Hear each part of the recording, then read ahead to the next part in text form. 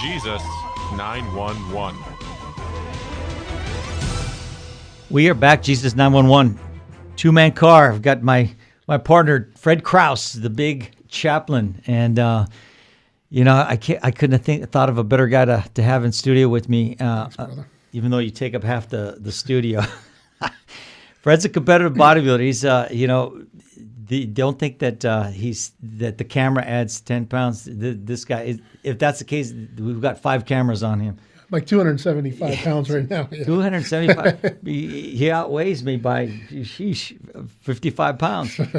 Anyway, Fred, tell the listeners, just the Reader's Digest version of, we can use this segment to talk about your conversion to the Catholic Church and how instrumental was that in what you're doing nowadays. And I know you're very active in your church. You have a good relationship with your parish priest. You're constantly raving about him. He's one of the good guys, man. He's Amen. And you drive a ways to go to mass there. So an hour every morning.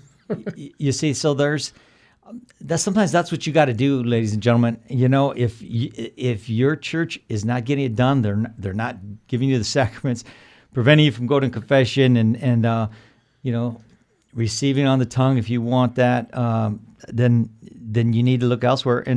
And Fred's found a nice home where he's going to mass, and I don't know. You want to share? Yeah, it's Mary Star of the Sea Catholic Church in San Pedro, and to everybody's credit, I drive a little bit farther because I'm a chaplain, and as a chaplain, I have a different level of accountability. So I have a spiritual director, and he's my priest.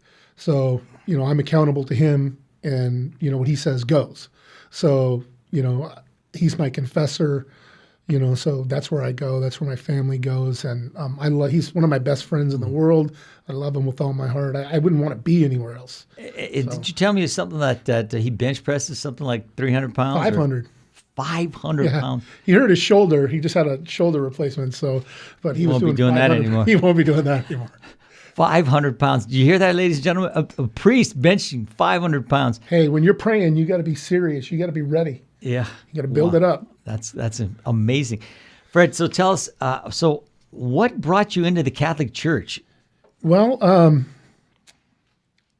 you want to get the testimony from Terry Barber. Definitely listen to my whole conversion because it has a lot of information. Yeah. Essentially, I was a very zealous Protestant out there trying to, share the gospel. I thought Catholics were, most of them weren't saved, that kind of thing. And I was praying for a dear friend, and I was in my closet on my knees praying, and God just hammered me in prayer and just started asking me questions when I was alone with him and that I couldn't answer.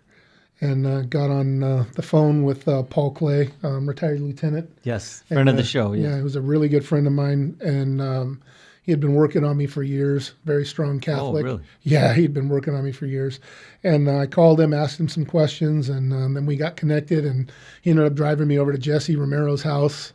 And then we had a battle out there, which was pretty awesome. No kidding. Yeah, it was a lot of fun, Bible verses back and forth? Oh, it was intense, man. It was intense. Really? I mean, you got 3 hardcore type A personality guys, and we're going at it.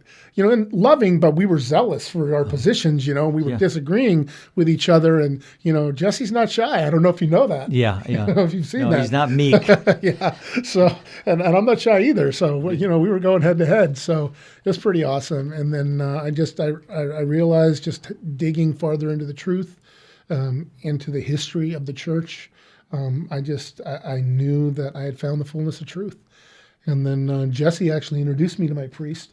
And he met and interrogated me, and then received me into the church. Did Tim Staples have a role also? Yeah, because this was a process over time. Okay. And Jesse invited me over for a barbecue at the house, and Tim and his wife Val and all 75 kids bringing the came big guns down from San Diego. Yeah, so we're in the pool. Little did you know they were probably there just to see you. No, they were. Yeah. So Jesse called them out. So they're like, hey, we need to spend some time together. And I got this guy I want you to, convert. Yeah. So we're in the pool, and Tim's just hammering me. And he was just with truth. I mean, what are you going to do when you have the truth? You know, and I was very well versed. I was a Protestant, on fire, ordained Protestant minister, was a Protestant, faithful, hardcore for over 20 years. And I knew my Bible, I knew the Protestant faith, and I was well versed.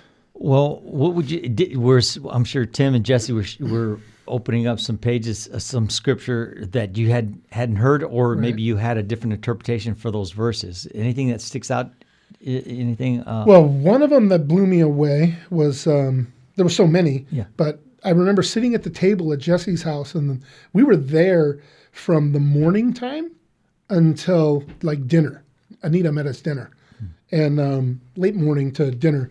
And after all that time, there was one verse that was just pounding in my head when I left, and it was Thessalonians, where Paul said, "Stand firm and hold to the traditions that have been taught to you." All right. Either by word of mouth or by our letter.